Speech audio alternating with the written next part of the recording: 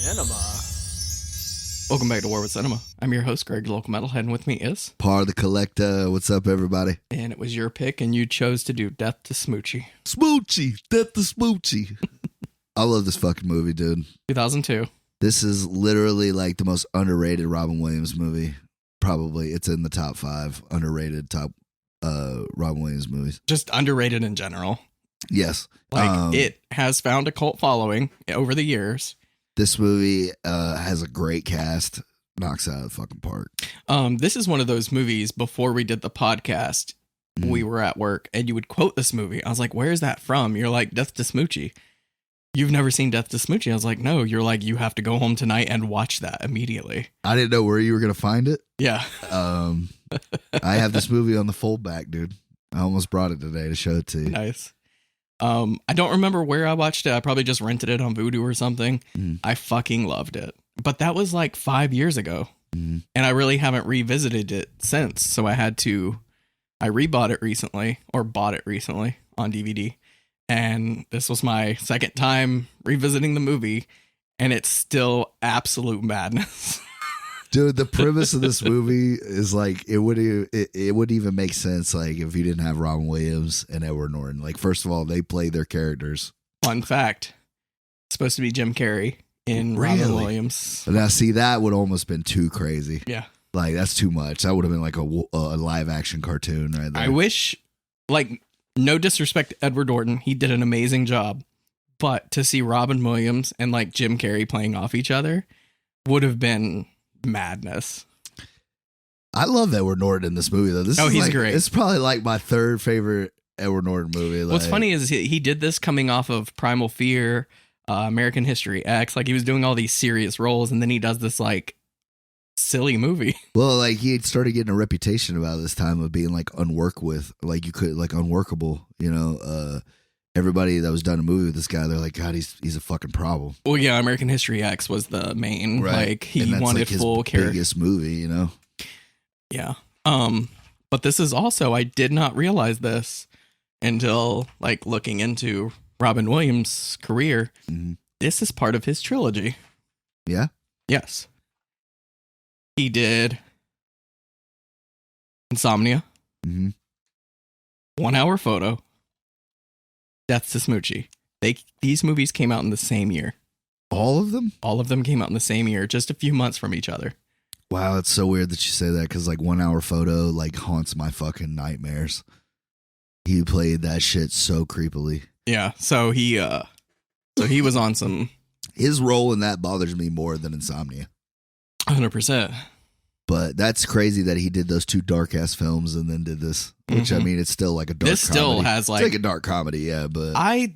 This is probably my favorite Robin Williams performance, because I think it's where I love him, is this silly, zany, but dark humor.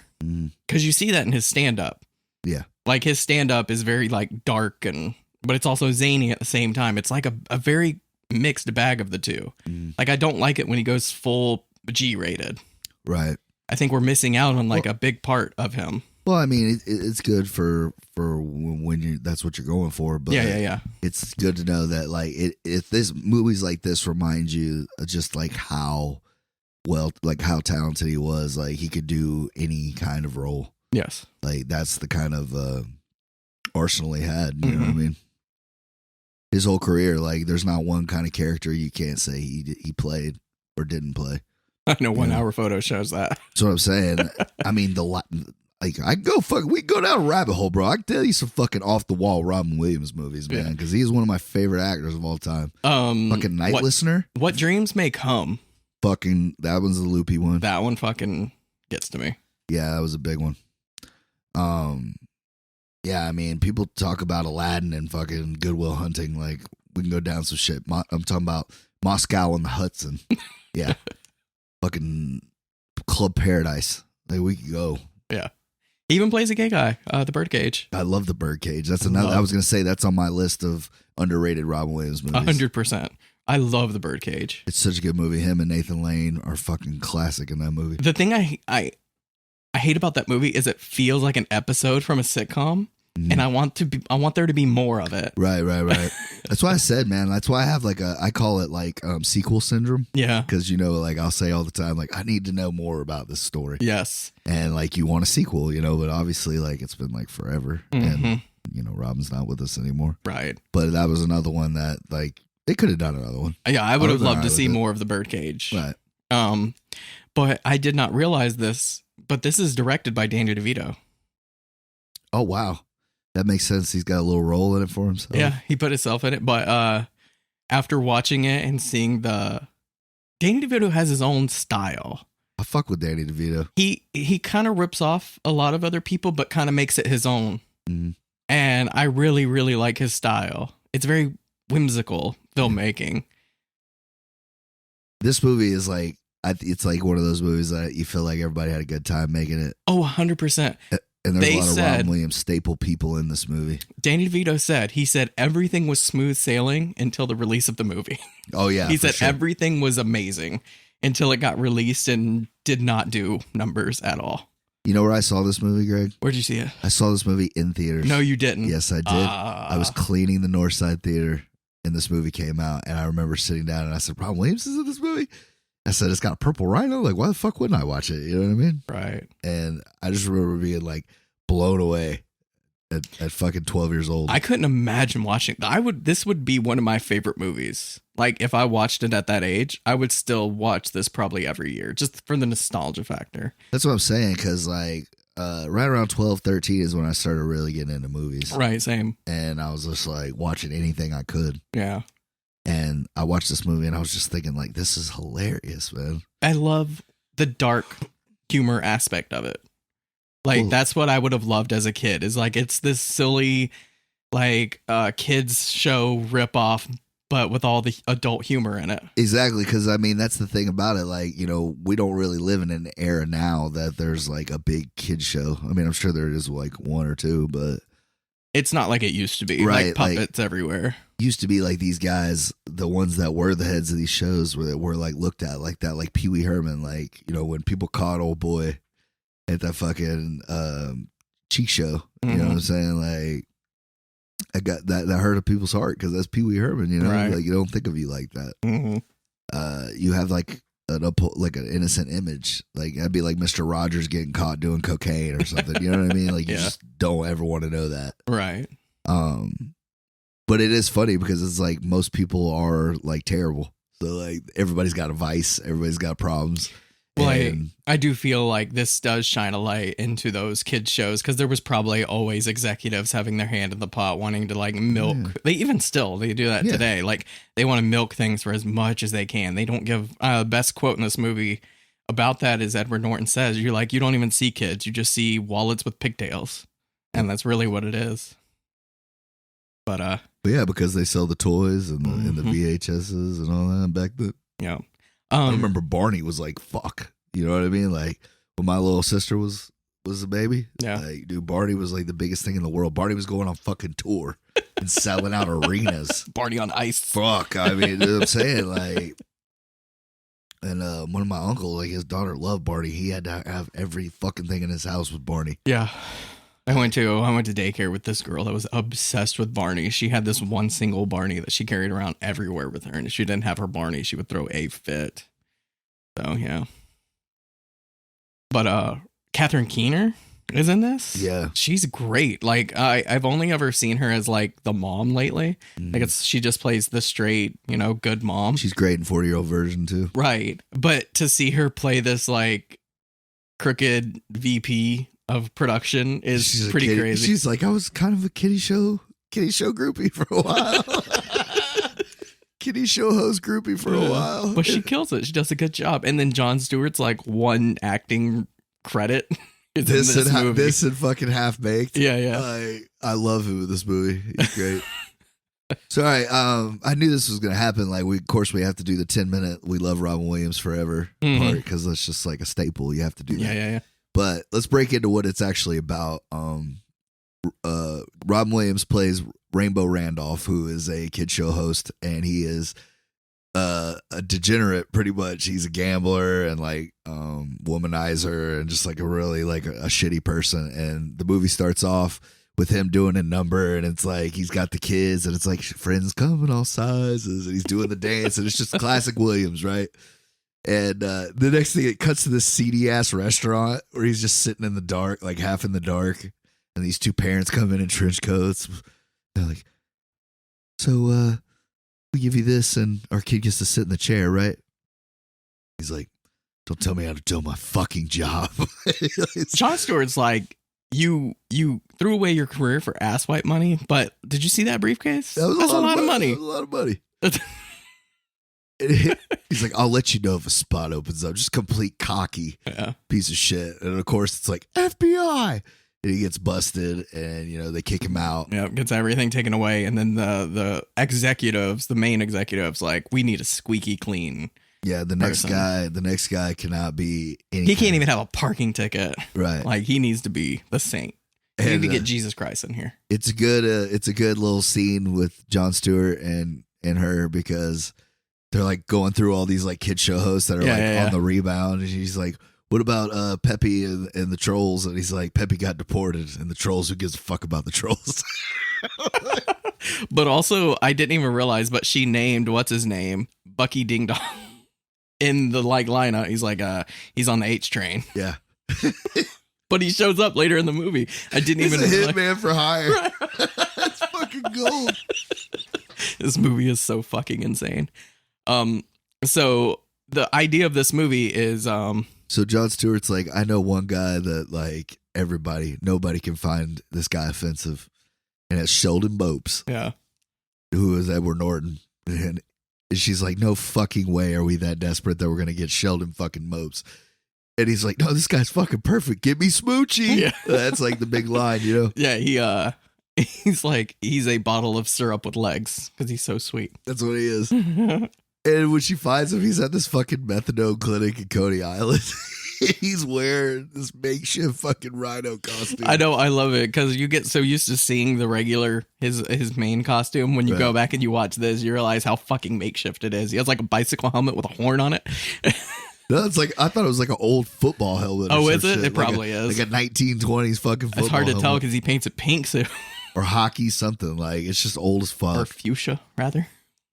And he's like stuffed these sweatpants with like fucking like I don't know, towels or something to make his like legs look.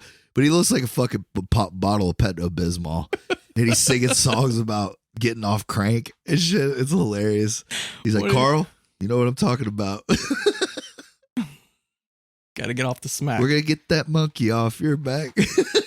Like, it's just so fucking stupid. But then like they did such a good job of making him like the most irritating person ever. Like, you just like, he's a nice guy, but you want to yell at him. Well, it's he's one of those guys that he's such a good soul, and you are annoyed by him, but at the same time you're like, you want to have him around because he's such a good person. Right. You need the good person with a conscience. He's like that try hard in everything in life. Like, you recycle. This guy like goes on fucking 5Ks for the environment and shit. He's like the sheep fucker from Jay and Silent Bob Strike Back. He's just like the worst guy, but the nicest guy too at the same time. Exactly.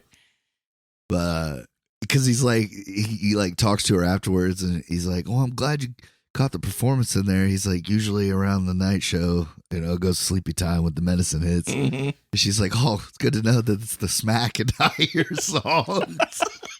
And not your singing. He's like, "Sure, I didn't think about that." So whenever they go into the hot dog place and he squirts that almond butter, he made that. Edward Norton made that in his hotel room. Oh my god. I thought that was pretty funny. That is a fun fact. But he's like, "I'm gonna get you all these gluten-free buns, man." And he's like in this like shithole hot dog joint. Like, they only serve hot dogs, but he's got a soy dogs on there. He's got the one soy dog that he serves. And then he squirts that nasty shit on it. Spirulina and almond butter. Me and you, we're gonna change the world. He's got that black shit all over his teeth. Yeah, it looks hilarious. Like fucking squid ink. Pretty much. So it cuts back to my boy Randolph. He's having a bad day. They kicked him out of his penthouse. He lost all of his money, all of his, lawyer fees and shit to get him out of jail. Right. And he tries to meet with Jon Stewart, and he's like, man, you gotta help me out, man. He's like, I made a lot of fucking money for you over the years. And he's like, yeah, and you fucked it all away, you stupid fuck. Like, you lost all of your, over fucking, like you said, asswipe money, which, I mean, that must, like, kitty show hosts must have fucking been making bank back. 100%. He's like, I can't be seen with you. He's like, you got nothing? He hands him a goodie bag. Yeah. Save the Rainforest goodie bag. And he's like, got some tanning lotion and shit like that in there for you. No animal byproducts. He's like, well, you know what to do with the lotion, jerk off. So now you get to guess that Robin Williams is about to do everything in his power to make Edward Norton's life fucking miserable. He's bitter and he needs somebody to blame for his failings. Mm-hmm. And Edward Norton gets the treatment. They take him in, they make him big time. His show becomes like an instant fucking success because, like, why wouldn't it be? It's a fucking singing rhino, with all the promotion and all the fucking kid shows. Like, yeah, it's the time slot. Yeah. And back in the day, whenever TV shows, it was regular TV. It wasn't YouTube and streaming services. Like, there were time slots, and you paid big money for these time slots because that's where all the money was at. Because that's when, like, kids and old people would be home, and, like, that's what you were watching. It was, like, one of 3 channels, And so Edward Norton, like, he comes in, and he's, like, all, like, he's just, like, super shocked and happy. Like, he can't believe that, he's been trying this shit for so long, and, like, finally now he gets his own show. I can't get over his shit-eating grin. Like, it's so fucking perfect for this character. And it's like that's how most people would be, that, like, stuck it out, doing what they loved, and then they finally get their chance. They want to believe that it's perseverance and hard work that's got them there, not that somebody fucked up and we just need a replacement. So, I mean, that's really what it is. It's about persistence meets luck. Right. And his persistence, he kept doing the rhino, and finally he got his big break. So now he actually is. Like, it doesn't matter how he got there. Right. He still got there. So, but at the same time, like, he's really just, like, they just got him in there. He didn't really sign anything, or when he signed, he didn't get any kind of creative control or anything. I guess, but I really feel like a lot of these big corporations, that's kind of what they're looking for. They're looking for their cash cow. So they're not signing you because they think you are talented to a certain extent because you have an audience, but they're looking at you as like a piggy bank. Right. Like, how much money can I make off this guy? Well, and that's what they're saying. They're, like, trying to make soda and cereals, and he walks in and he's like, hey, man, he's like, I'm not cool with y'all using my character for this kind of stuff. Like I don't want to get kids hooked on sugar and caffeine. He's like, it's too addictive substances, and little junkies come from big junkies and shit like that, And, like, I love that line. That's such a good line. he like turns the worst out of everything, because like he cares so much, And he's like, I don't want to sing songs about cereal and shit to kids. Like, that's not cool, And she's like, throws a frisbee at his head. And he's like, oh, I got it. And she's like, shut the door. Yeah. Now lock it. And, won't even let him in on a meeting about his show. Yeah. So that's when we get introduced to Danny DeVito's character, who you think he's just a scummy agent, but actually he's pretty much a mole sent by the kids network to like get him to play ball, right? Like Rainbow Randolph did, like that's the gig. Like, you get the show, but you got to do all these like charity things where we kind of keep some of the money and then some of it goes to a kids, shit like that. It's very shady businesses. And yeah, when they were in the meeting, that's when we finally meet Spinner Dunn. I fucking love Spinner Dunn and the fucking Irish mob in this movie. It's so fucking good. He's played by Michael Rispoli. Yes. He plays a real not a real gangster, but he plays an actual gangster in like other movies. Right. Doing this movie, I love him so much in this movie that it makes me want to do another movie that he's good in, which is Rounders. Oh my God. We might do Rounders at my next pick. I'm just so down for that. But yeah, plus I watched that scene the other day with John Malkovich on YouTube and I got my goosebumps going. I was like, oh man, I might have to do this movie. But anyways, so yeah, he's a fucking boxer. He's like, you don't finish with a record of 51-42. And not have some fucking head trauma, and he's just like really loud and like punch drunk, and but he's like a lovable guy, you know. And like, of course, Edward Norton is such a sweetheart. Like, he of course takes a liking to him, and he loves him, you know, because he's just kind of simple. He's like, I love Smoochy. I love the Smoochy, and he's like hugging on him and shit. And he's like, I can't wait to tell my folks I'm at Spinner Dunn. He's like, yeah. He's like, I think you got a friend there, kid. He's like, because he runs over and he's like, I'll be right back, Smoochy. I got to take a shit. But Spinner Dunn is also the family of the Irish mob. Well, that's what he said. He's like, well, you got to be so smart to run a restaurant like this. And he's like, are you kidding me? He's a mascot because his cousin is a lady boss, which is kind of cool. Yeah. Her name's Tommy. I love that her name's Tommy. Yes. I don't know why. I love it. He's like Tommy Carroll. Cotter. Yeah. She's the head of the Irish mob. They run this place. Right. And then I love her crew too. They only have like 5 lines, but it's fucking gold. And I love that they're the good guys. Like they spin it on its head and make the corporations the bad guys, and then the Irish mob are the good guys. Well, in this scenario, yeah. But they kind of did terrible shit too. I'm sure they did. It's great. So she comes over, like he meets with Danny DeVito, and Danny DeVito goes in and goes, this man saved your fucking ass, saved your jobs. He goes, when Randall Randolph in a scandal, he's like, y'all were lucky that, you know, you could even get something to fill this fucking thing. He goes, this man was your savior. And I remember when they're like, when he's telling him like what he could get him, he's like, if you want to have that rhino go out there with a fucking dildo strapped to his head, you could do that. And he's like, well, I've never thought about that idea. I do agree with your aggressiveness. Oh my God. Speaking of, I think this is like the next coming up scene is Robin Williams breaks into the sounds of the stage where he's doing the fucking kids. It's a cookie time. It's cookie time with the kids. So he replaces all the cookies with different kind of cookies. And it's so fucking epic. I love it because it takes its time. Lowers this bag down. He pulls a fucking cookie. Got a magic wand and shit. Right. He pulls a cookie out that's shaped like a dick. Dick and balls. Dick and balls. With red glitter. I love that. That's like an accented at the best. Like red glitter across it. And he's like, it's a rocket. And he like starts like, because he's like such a good guy. He's like trying to spin it, you know? Yeah. And then this is one of the best lines from Robin Williams. Busts out in his fucking Rainbow Randolph jacket. What are you doing? It's a fucking cock. It's a fucking one-eyed Willie. It's a fucking Mr. Jiggle Daddy. You know, just fucking going off on these hilarious fucking... It's the funniest tangent I've ever heard. That is funny about his rainbow costume, Rainbow Randolph costume, is because when he's supposed to be inconspicuous, he always has the fucking jacket on. Right. And it's fucking hilarious. It's like an ongoing joke. Like where he's supposed to be like sneaking around and no one's supposed to recognize him. He has a fucking jacket on. He's just fucking hilarious, dude.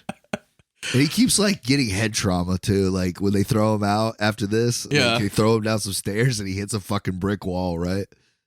And you know, later on in the movie, he's all happy as shit. He fucking dances. He runs into another brick wall, and it's just like he's literally going insane. Yeah. He's slowly losing his mind throughout this movie. This is a descent to madness kind of thing. Yeah. Well, it does speak. There's the thing about this movie is it's a comedy. It's a dark comedy, but it really touches on some serious matters, like people that get that amount of fame and then it's taken away. They don't know who they are anymore. They don't know what to do with themselves. Yeah, like that's all they know. Especially when you get to the heights that they were at. Right, exactly. Yeah. Like if you get like Michael Jackson, for example, and you took all that away, he wouldn't know what to do with himself. I mean, Britney Spears is kind of going through that. Like she won her case. She did, but she's slightly insane. Like she's not all there, and you realize why she had that in the first place. But it just like fame really gets to people and it fucks them up. Sorry. Yeah, I get that. But it's great because after he gets kicked off the set or whatever, he's like, I gotta get this fucking guy back. Like, and when he gets arrested, like his lawyer gets him out and they keep asking him questions. And they're like, "Are you psychotic?" He's like, "Who the fuck said that?" He like grabs his fucking reporter. Somebody grab my ass. It's like my client is going through a lot right now. Lawyer fees, And then someone throws an egg. I've been shot. I'm bleeding. Salmonella. You're a lawyer. We can sue him for that. Somebody grab my ass. He says it like 3 times. Yeah, he does. It's fucking gold. And after that, Edward Norton goes in to tell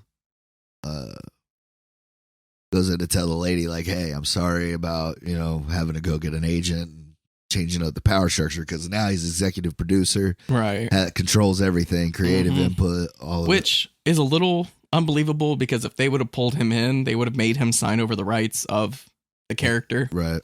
But I guess they skipped that step and didn't do it. And it's a movie. Yeah, I know. I'm just saying. So he goes in there pretty much to tell her, like, "I'm not trying to be a dick." He's like, this is what I had to do to make y'all listen to me. Mm-hmm. And she's just completely like, "Man, fuck you. You're just like the rest of them. You're just a greedy fuck." Well, because, right. Because that's what she's used to, Well, not only that, but she's like, "I thought you were different," because she comes in later. She's like, "I thought you were different, but you're just like all the others," slaps the newspaper down, and he has to do this ice show, which apparently is like selling out. Well, it's because,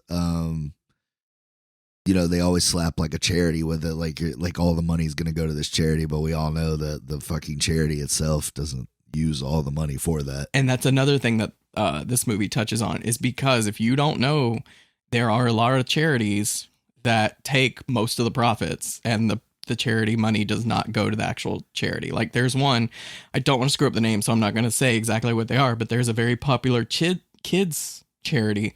All the money does go to it. But there's a similar charity that the name is so similar that you could get them mixed up if you weren't paying attention, and they pretty much keep 99% of the profits for themselves. Yeah, like there's so many crooked charities out there, it's ridiculous. Yeah, so it kind of shines a little bit of a light on that. Mm-hmm. That's what I like about this movie, is because it takes these real world problems and it does make a comedy out of it. But these are real issues that, we deal with. Right. And it's great. I forget his name, the guy that plays the head of the charity, but it's kind of like they're a bunch of gangsters. Oh, he's great. I love his like raspy voice. Harvey Firestein. Yeah, it's great. I was gonna say there's a bunch of staples of Robin Williams. Like he was in Mrs. Doubtfire, and so is the old man that runs the TV channel. Oh, right. The executive. Yeah, that old dude. He was the one that ran the TV show, or that ran the channel, and Mrs. Doubtfire. Interesting. Yeah. Because remember, he's doing his thing with the dinosaurs, and he's like, "That's the greatest thing I've ever seen." He's right. like, any kid would watch that. I haven't seen Mrs. Doubtfire in so long. Oh, it's such a good one, too. It is good. It's not underappreciated either. Like, I feel like a lot of people go to Mrs. Doubtfire. Oh, yeah. Yeah, when you say Robin Williams, there's like a handful of iconic characters. Right. Genie. Yes. Mrs. Doubtfire, Jumanji. Good Will Hunting. Good Will Hunting. But yeah. I like ones like Flubber. I like Flubber. I understand why Flubber flopped, but I enjoyed it. I saw that movie in theaters. That's how much I did too. Flubber. Because I loved Robin Williams when I was a kid. Yep. So I would see like almost all of his movies in theaters. All the ones I was allowed to go see. Right. Dude, you remember fucking Jumanji for the first time, man? Yes. Like how fucking so great was that, dude? That's like up there with like Jurassic Park the first time. I agree. Like that's like top 5 greatest movie going experiences for me as a kid going to see Jumanji. I have agreed because it felt so epic. And like it was just like, fuck, this could happen like out of a fucking board game. Like this is so cool. Yeah. Like, the whole premise for the fucking movie is just awesome. And they did such a good job at making it feel so big. And like even though it was the in fucking board shook and shit. Like sure the CGI doesn't I quote that up. movie today. Like, like when it starts raining, I'm like, little bit of rain never hurt anybody, but a lot could kill you. Like I still quote that movie. But it does not hold up. Like story wise, sure. CGI no. Those monkeys are fucking janky. I remember the lion doesn't look bad. No, the lion doesn't look bad at all. I think they spent all their CGI money on that fucking lion. Mosquitoes. The spiders didn't look bad either. No? It's just those monkeys. Those monkeys are fucking janky. Yeah. But I mean, shit, we're talking about 90 what? 97, 96? Mid-90s, yeah. Yeah, I mean, that's not terrible. It's not Spielberg money. Yeah, They didn't dump into it, That's but true. it's still, like I said, it's good enough to get you through. But yeah, I just remember, like, I loved Jumanji so much. Like, and they released the fucking board game for at home. Like, I begged my mom for that shit. I bought it for the wife and I to play, and we still haven't played it. It's kind of sitting in the game room. Oh, dude, did you buy, like, the re-released one? Yeah. It's, like, all cardboard. I'm talking about these ones, like, they were plastic, but it was, like, it unfolded like the fucking one, dude. I remember, like, there was a shit ton of money. I know, I wanted one so bad, but I knew it wasn't going to, like, actually change anything, so I was kind of like, I bet you if you still had one of those sealed, like, I don't even want to know how much money people are asking. Oh, I'm for sure. things. I didn't realize that was a thing. Like, so many things from our childhood. Like, my dad said it a lot when I was a kid. He's like, if you take that out of the package, it's not going to be worth it as much. But if you leave it in the package, it's probably going to be worth a lot of money one day. But that's like the whole point of the 40-year-old version. Like, you're telling a it's the difference of telling a kid. Right. You're telling a kid not to play with a toy that you just bought him. Right. Exactly. Yeah, I had one of those Hot Wheels. It was one of the first lines where they had actual rubber wheels. Dad's like, you can open it. You can play with it. If you leave it in that package, it's probably going to be worth a lot of money one day. But, of course, I opened it because rubber wheels. My first experience with that was I had an Arnold Schwarzenegger Mr. Freeze. And it was like a giant, like a 12-inch, like pretty much like a Barbie. Yeah. But it had like a rubber Arnold head and like all of his gear and all that. And my dad was like, you leave that thing in there. He's like, that movie's just shitty enough that one day people are going to love that.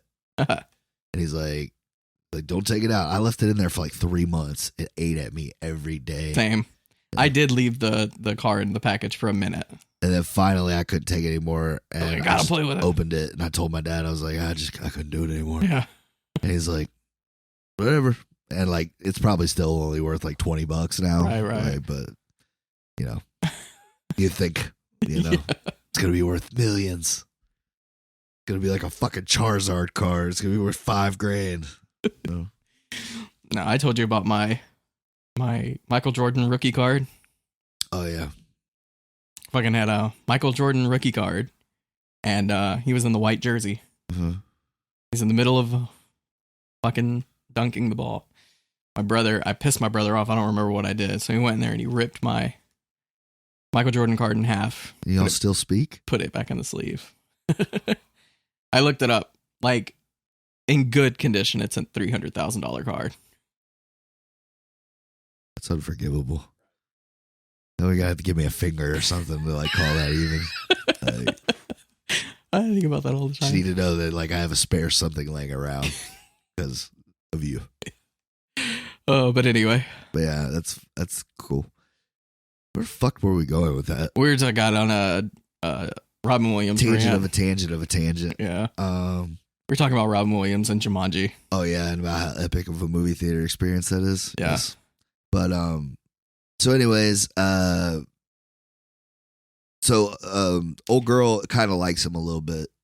The one that runs the studio, or she's like the VP. That's one of the only gripes of this movie is I didn't believe, because she was such a bitch in the beginning of the movie, and then by the end of the movie they're together. But I didn't feel the dynamic. Well, that's why I liked it, because that drunk scene where she's like, "I'm drunk," and she goes, "When I'm drunk and I want to apologize," he's like, "Better be shit faced." He's like, "Well, I don't agree with your logic." He's like, "Thanks for coming over," because he's just like a lonely guy. Yeah. Well, and they bond over childhood favorite characters of a kid show, right? And she's like trying to be like vulnerable, but she's very guarded because, like I said, you find out later that she's dated a bunch of these kid show hosts, and they're all fucking animals. Kid show groupie. That's what she says. She even says it. She's like, "I was kind of a kid show groupie, kid show host groupie." And he's like, "Really, Nora?" She's like, "I'm sorry. Yeah, kind of." Even Willie the Whale. Willie the Whale. Or is it Wally the Whale? Tell her about Wally the Whale. Yeah. I love that Robin Williams goes to one of the Crinkle kids Oh yeah, yeah. And he's like, I don't have anywhere to go. Can I stay with you? Yeah. He's good too. He's like, you used to tell her you're a crinkle kid. And he hits him with the spoon. He gets on top and he's like, I'm a rhinette. Damn it. I mean, he's true. They're like, you got to eat. Like, he's like, the crinkle kids are 10 foot under with you. And I love that Edward Norton comes over. He's like, I really appreciate you coming over, man. I was a big fan of your work with the crinkle kids. He's like, it's a job. Yeah, a job's a job. All right, see you out there. He does. That's why I said Edward Norton's acting in this is very good because he does a great job of playing just like a kind of a, not an idiot, but like just somebody that's very naive. Yeah, you know naive. What I mean? Like he doesn't see the bad in the world. He only sees the good. Mm-hmm. You know, which is kind of awesome. Like sometimes ignorance is bliss with that kind of shit. Yeah. But yeah. So he's staying there, and like you said, they're making him do the ice show. Well, the Irish mob calls in a favor because now he's got control of the show. Yeah. They read the papers, and they're like, Spinner has not stopped talking about you since you came to the restaurant. She's like, and now that you're executive producer, we were thinking maybe you could get him a little part on the show. And he starts going into like in the nice way, saying that like he didn't really have anything for him to do. He's like, he wouldn't do better on TV than I would do in a ring with him, you know? Yeah. And she's like, oh, I'm so sad. And her crew's like, why are you sad, Tony? Or is it Tommy? Why are you sad, Tommy? I don't like this point. I don't like to say names. And she just does like this with her finger. What does she say? Do you have the hammer, Roy? I always have the hammer, Toby. Yeah, it's like an ice pick fucking... Oh, no, that was with Robin Williams. Yeah. That's whenever they were muscling him. He's like, all right, I'll tell you everything. That shit's great. But I love that the only thing they wanted was for Spinner to be on the show. Like, right. They don't want any of the money. They don't want any... They just want Spinner on the show. Because like, it's pretty sweet. Yeah, exactly. So, of course... They give him a cowbell. It's somewhere Christopher Walken is, like, killing it, dude. Like, I need more cowbell. Like... He's not even on beat because he's so punch drunk. Yeah. Like, everyone's losing focus how off beat he is. She's like, what the fuck is that? He's like, hey, Spinner is is the sweetest man I know who just happened to have the disposition of a 5-year-old. And she's like, ugh. He's driving me crazy with this cowbell. Can you find him something else to do? So he makes him a cousin, a rhino cousin. Yeah, Smoochy. Who's fuchsia. I love the ongoing joke. He's like, all right, see you later, Spinner. He's like, I'm Spinner. Because he does that on the Smoochy thing. Yeah. He's like, nice to see you, Smoochy. I'm Smoochy. Yeah, I know. We've established that. Oh, Sheldon, this thing's making my nuts itch. Who wants to do the Jiggy Z? And then he just starts dancing with him. It's great. And but it's such a sweet part because he comes in there and he's like, how did I do? He's like, you did a great job, Spinner. And he's like, oh, it reminds me of being in the Coliseum. I thought he was going to start fighting somebody. Right. Like when he came out with the kids and he saw all the cameras, I thought he was going to snap and start punching the kids. But like how he's like doing it like he's being introduced to him. Right. He's doing this shit right here. Like it was fucking gold. But he's like, all right, I'm going to go get out of this. And And his dressing room is apparently on the other side of the fucking arena. He's not a star. Yeah, I know, but... He's a crinkle kid. He goes to the back. Only the stars get their own rooms. Yeah. He has to go to his car. Then they can have sex with, with the VPs. Yeah. Because they got that kind of privacy on those sets. This made me laugh. So, Spinner is in his costume, and he's making his way back. He's singing a little song. And the who is this? It's the charity. Oh, right, the charity. Because he says he's not doing the ice show. Yeah, he won't do the ice show, so they're so the charity is like a different kind of muscle. Right. And they're like, he doesn't want to play ball, we got to take him out. But they get him mixed up because this is the first time we meet Smoochy. And so they start beating on him, and he's like, what round are we in? Because he's like fighting back, And he actually, they pull out the crowbar, and he's like, uh-oh. But what's the funniest part he's playing kids music, like Right. whimsical kids music, while this man is being murdered, and it was so fucking hilarious. Like, They shoot him. and because you get attached to Spinner. Yeah. Like, I felt bad. Like, I was like, why does this bother me so much? Because Like, Spinner I love didn't bother nobody. Right, Spinner was such a good dude. He's a sweetheart, man. I love the fucking chalk outline of the fucking Of the rhino. Because, of course, they dump him in Chinatown for whatever reason. Apparently, in the reflection of the water, there is a Chinese symbol, and it means death. Apparently. I read that somewhere. I don't read Chinese, so I can't speak on. Right. If it's accurate or not. Yeah. Right. But It makes as much sense as anything else. Yeah. So they're at the funeral, and Tommy's like, they were gunning for you. She's like, I love Spinner, and she's like, I know you did. She's like, we're gonna miss him. She's like, but we're gonna get to the bottom of this. Some people are gonna get fucking killed. He's like, well, I think we should let the police handle this. And she's like, we're gonna find out who did this, so we're gonna rip their balls off and shove them in their ass. And he goes, I think maybe we should let the police do their jobs. And he's like, they won't do the ball thing. It's a good procedure. So they go, because everybody thinks that it was Rainbow Randolph because he's, went crazy lately and obviously has this beef. Oh, that's what we forgot about the part. Rob Williams calls him with a Scottish accent and then like talks him into doing a children's like benefit concert. Yeah. So he gets him up and he goes and gets a car and everything. And he's like, but he switches it to like Australian halfway through. Yeah, right. I was thinking the same thing. He starts off Scottish, that's what it is, and then like ends up being like Australian in the car. He's like, why don't you talk about how you hate Rainbow Randolph and how you stole his show in life? And he's like, where'd you say you were from again? Like, and he's like, I really thought Rainbow Randolph was very talented. Obviously, he had some demons he was fighting with. Yeah. Alcoholism and stuff like that. And he was like, oh, it's just a minute. You think he's a piece of shit.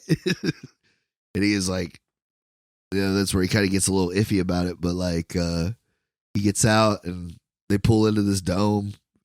He's like, a lot of stuff was off. There's construction equipment just chilling, and he's getting ready, and he's like, I gotta tell you, man. He's like, this is the first time I've ever played a concert in a fucking construction hall or some shit like that, or an auction house or some shit. And he was like, well, it's all about the kids. We don't really worry about how cool it looks or whatever. He's like, well, you know what? I think that's cool that it's all about the message for the kids. So they send him out and they got this blinding house light on him. Right. Or spotlight on him. Mm-hmm. And he starts singing a song about friends, about how you should have friends and everything. And he's like, well, it's kind of hard to sing with your friends if you can't see them. He's like, maybe we could drop the spotlight. Bring up the house lights. So they do. It's a fucking it's a Nazi rally, dude. It's an American History X all over again. And they drop a fucking swastika behind him and shit. 50-foot swastika flag. Hell, Smoochy. Dude, Hell, that Smoochy. shit is fucking hilarious. That's why this movie should have done better. Yeah. Like, I'm glad that it's a cult movie, Right. but I really think it should have done more numbers. Oh, yeah, for sure. Did not get a fair shake because this shit is fucking hilarious. Well, I mean, for where it's at in history and everything, like, I'm glad it's loved now more because, I mean, it's not like we would have got a sequel or anything out of it. No. So, I mean, I think it's cool where it's at, It's one of those movies now that's like, when people find it, they're like, God, this movie's great. Yeah. How did I not know about this? Right. But, so that's what Tommy finds out. She goes and like interrogates him, and that's when he makes the comment about the hammer.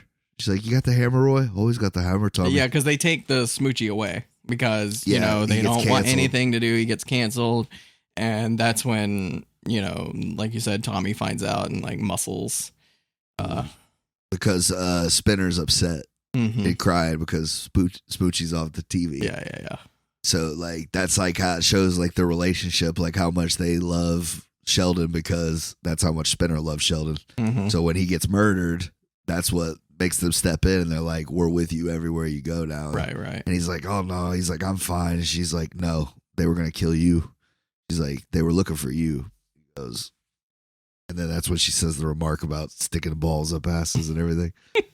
So he goes to Danny DeVito and he says, look, now that I'm back and now that everybody knows that I'm not a piece of shit or whatever, I'll do the ice show. I'll do the ice show. Terms. But on my terms, because all the snacks are free. I'm providing them. And they're all healthy, no salt, no sugar, right? Organic. And he said, and all the proceeds are gonna go to building because that's another thing when they cancel a show, the Coney Island place, the place he used to play at when he didn't have anything, they closed it down. So all the proceeds are gonna go to opening a new one. Half of them. And the other half is going to go to a kids' charity. Right. And he's like, you're not going to keep any of it? And he's like, no. He's like, this is what I want to do. He's like, make it happen. And then that's when Danny DeVito and them decide that they're going to... Smoochy has to go for good. Has to go because he's fucking up how the money gets made. So they call fucking Buggy Ding Dong, which is ridiculous.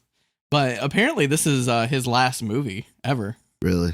Because I know I've seen him in a bunch of stuff. Oh, yeah. He was always popping up in movies from my childhood. Vincent Chevalier? He's a good actor. Yeah. He's never done like really big parts, but like he's been in a bunch of stuff. Yeah, but he was the one we were talking about earlier, the child star that's on the H train. And he's like, we're depending on a smack addict. He's like, sorry, I fell asleep at the bus station. If I smell like piss, you know how it is.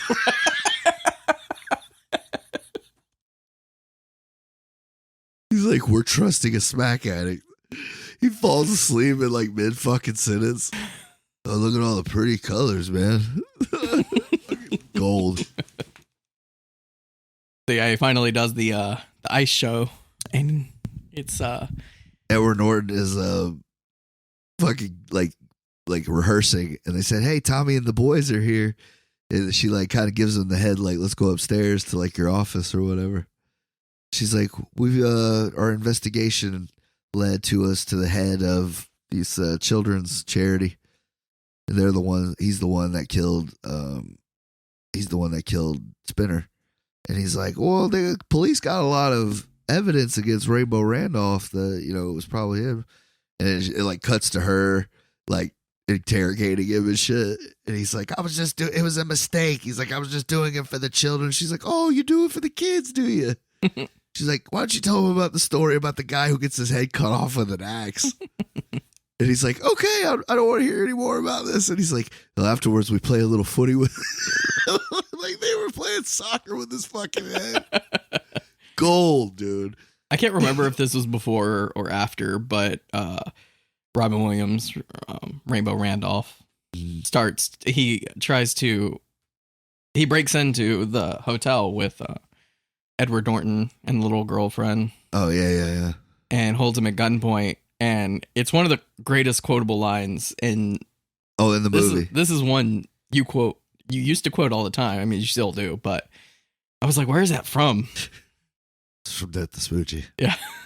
He's talking about like he's going on a rant like about how he stole his life, and he's like, you fucking suck. He's like, you took my fucking apartment. He goes, look at this shit. When I lived here, it was Bob Rossi. He's like, now it's fucking Diane Rossi. When I lived here, it was Bob Rossi. He's like, right there, I had a picture of a naked chick with a little bush. It was very tasteful. Not a picture of your fucking mother. This is a picture of a rhino. Oh. I was watching this with the wife, and that one got a genuine laugh from her, so that was pretty funny. And like he's falling apart, so like they easily take the gun away from him. Yeah. He just like he tackles him. He's like, "Ow, you're hurting me." He's all crying and shit. But they befriend him, right? So they all. And he ends up coming clean about everything, and he's like, "Don't go to the show, man." He's like, "They'll take your soul." Look at me. He spills some fucking soup.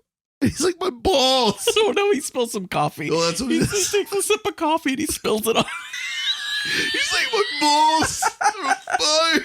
So stupid.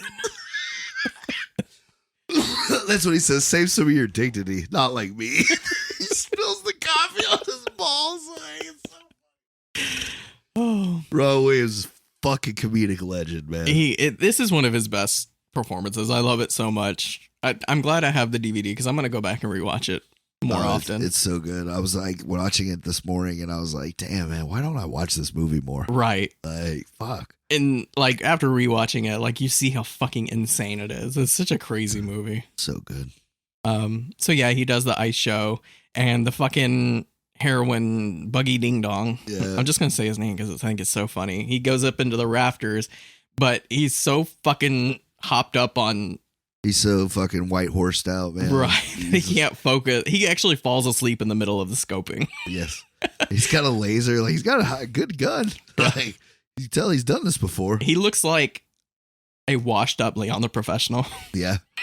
Like 30 years too long. Right. Yeah. He did die at the hotel. Yeah. But this is the part I was talking about. So Robin Williams' character, he knows what's gonna happen. Oh, because the little guy gets tied up and he calls Robin Williams and he's like, hey, they're gonna kill him, da da da. He's like, I gotta save him. So he puts on the Rainbow Randolph jacket when he goes into the fucking ice show. This is the part that made me laugh because it's like, why do you have the jacket on? Because like that's when he feels the strongest. Yeah, I guess you're not wrong. It's like his love how he's like, I gotta get in there, and he's like, they're like, can we have a picture? He's like, okay, friends, come on. For the kids. Like, he still has to be a dick. I didn't think about that, but it is like his superhero suit. Yeah, for him. It's his cape. Yeah. That makes sense. But yeah, he makes his way up there and tackles the ding dong guy, shoots the horn off. Yeah, he shoots the horn, and then it's really good because you get to see some real badassery at Edward Norton at that part. He's like, "You fucked with the wrong rhino." And he pulls out the fucking gun, and he's like, "Smoochy doesn't kill people," like, you know. I love that. I was like, it's very poetic. He gives him Robert De Niro gives him a gun at the beginning. He's like, "You're gonna need it." Danny DeVito. I'm sorry. Can you imagine? No, right? Danny DeVito. Gives him a gun at the beginning of the movie because he's like, you're going to need this in this business. He takes that gun and uses it. Well, doesn't use it, but he points it at Danny DeVito. And you going to shoot me with my own gun I gave you? And Tommy, it's crazy. Tommy actually is the one that talks him out of it. Yeah. Like, don't do this, Sheldon. Don't be a piece of shit like him. And, you know, him and John Daly. Or John Stewart. They all go to prison, and Rainbow Randolph gets the show back. Well, then now they're like a team, right? Him and Smoochy are like together. I watched that whole ice skating part. Oh yeah, the end credits. Super sad though, like because he even does the thing to the spinner, like the tribute to him. Oh yeah, but he's like doing the karate in Chinatown and shit. Like, and then you see Spinner. Yeah. Laying there. It was super sad. But yeah, man, I fucking love this movie.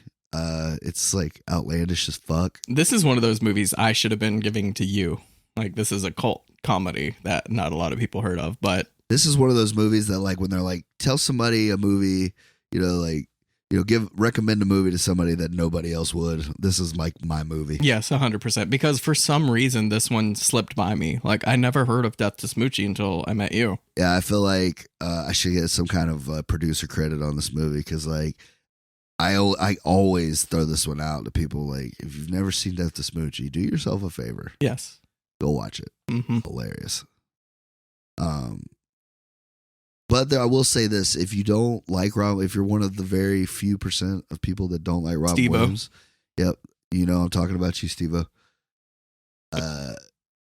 You still find enough to laugh at in it, you know. But this is one of those movies that you see, and like, even if you're not a big fan of him, I think it makes you more of a fan of him because it's not like he's playing his normal, you know, kind of like typecast role.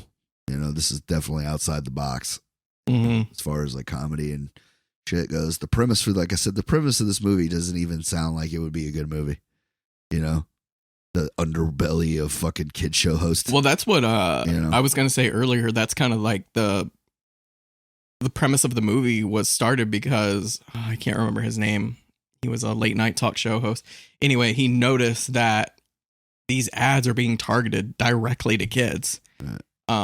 And he thought up of this concept of a character that marketed all this shit directly to kids and got into the underbelly of, Hollywood or whatever. Right. So that's how the story came about. Well, I love what they did with it. This movie's great. Like I said, Danny DeVito did a great job. Oh, yeah. I think it wouldn't have... I thought it would have been a lot worse in somebody else's hands, like director-wise. Did he direct Hoffa, too? I don't know.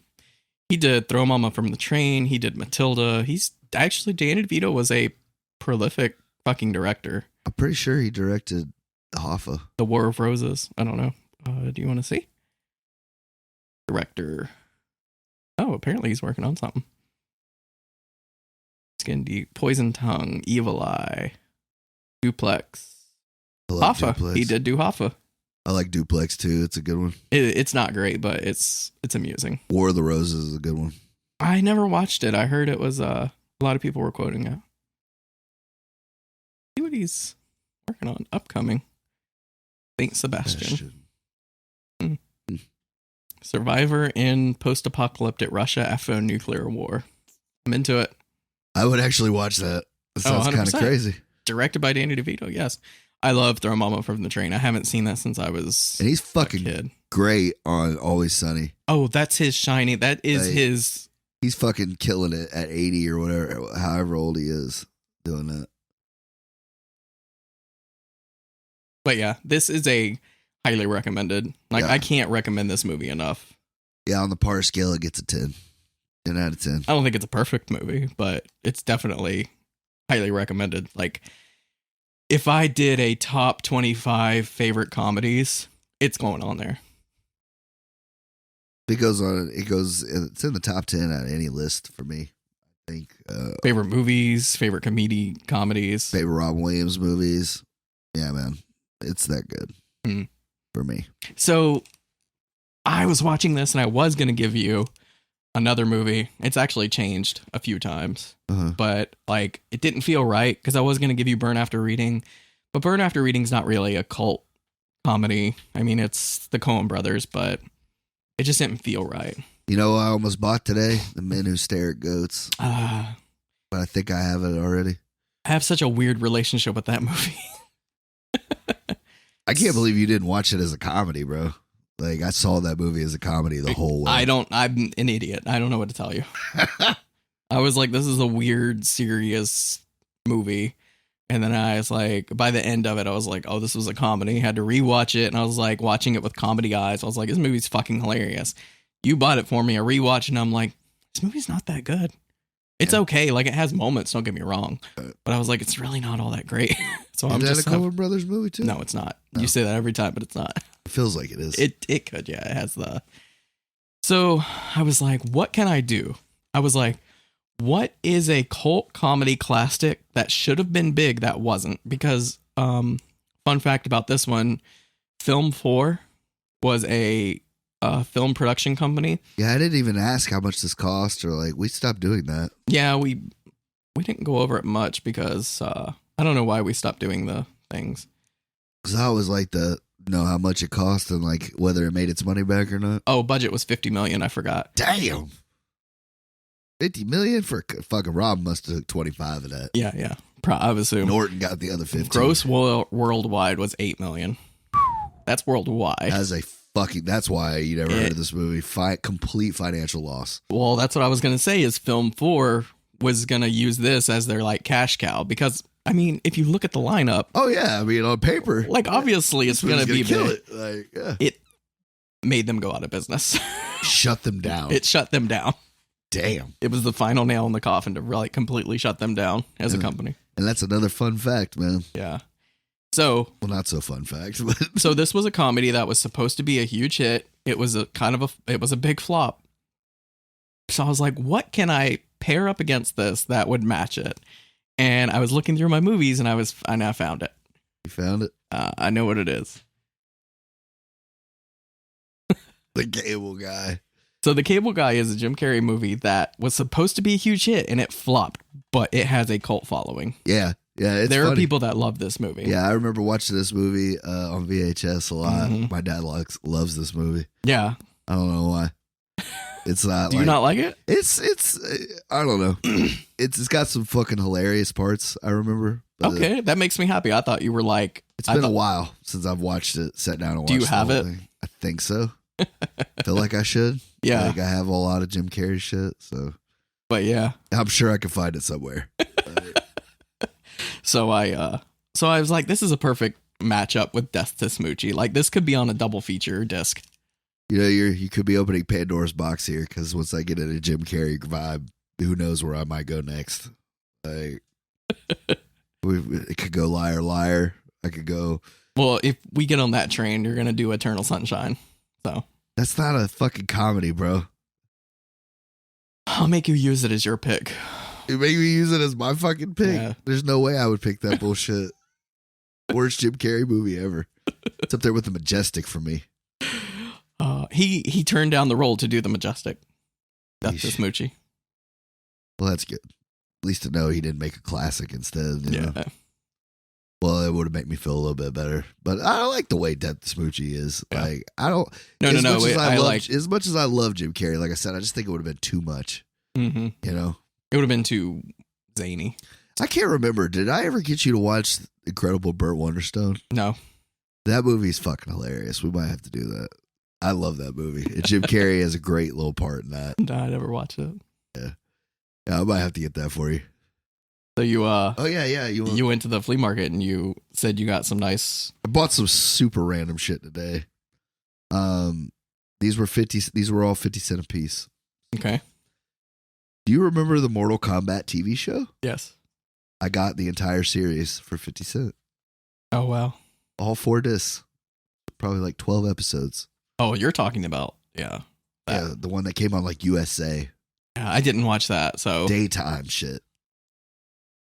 I just saw it. I was like, when the fuck am I ever going to see that? You're never going to see that again. Exactly. So like you buy that. Yeah, it's a diamond in the rough. I wouldn't say a diamond in the rough, but it's in the rough. And it turns out like some niche ass collector will pay $30 for that. Oh, 100%. There's someone out there that will. This was actually really good. Dragon Ball Z Resurrection F. Never watched it. I couldn't believe it. Anytime I can get anime on DVD. Dragon Ball Z is not anime.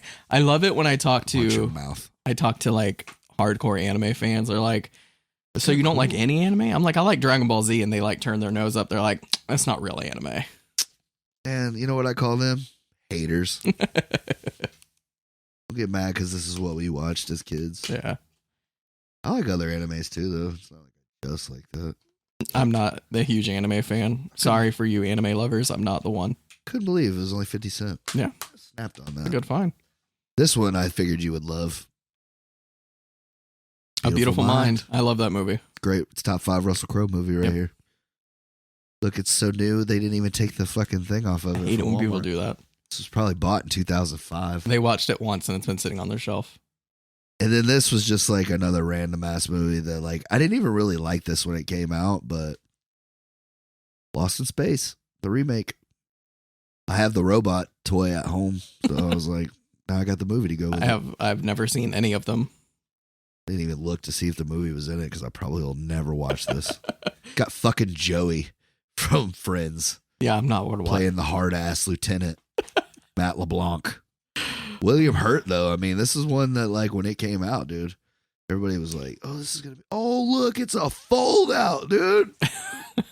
Snap case with a fold out.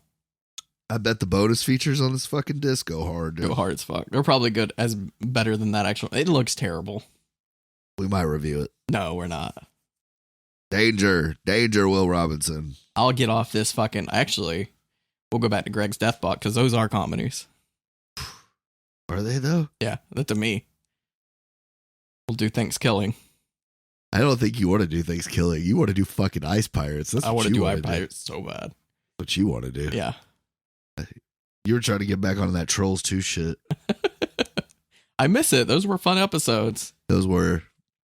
We did Trolls 2. We did the. Looking back, like I don't even know if I went hard enough if I should have went on that movie. Like as bad as it was. Like, comes to a point where like cheese is funny, dude, but like you can overload cheese. Yeah. We still have to do The Room. Yeah, see, I still haven't watched that. I bought the actual DVD, so it's ready for you. I want to watch after that, I want to watch the one with Franco and them. It's pretty good. I've heard that is better than The fucking Room times 10. Like, I've heard that's like the worst movie ever made. Because it's more about Tommy Wiseau than it is that movie. Right. It's about him. Like, he's a fucking weird ass dude. Like, he is more of an interesting character than anything he's ever done. Yes. Like, and that's what people Nobody want. knows where he's from. Nobody knows how old he is. Nobody knows where he got all this money because he's a millionaire, but nobody knows how. Right. Like, he is an anomaly. He paid for all that shit by himself. He paid for it himself, but nobody knows where he got his money from. It's crazy. Yeah. He's an anomaly. That's what the movie's actually about. Yeah, that's way better than any fucking movie you could write. Yeah. Well, now I'm interested. Well, we got to do The Room first. You can't watch it without watching The Room. Right, of course. I mean, that would be silly. But yeah. So yeah, Cable Guy next week. Cable Guy. Until then. There you go. Later.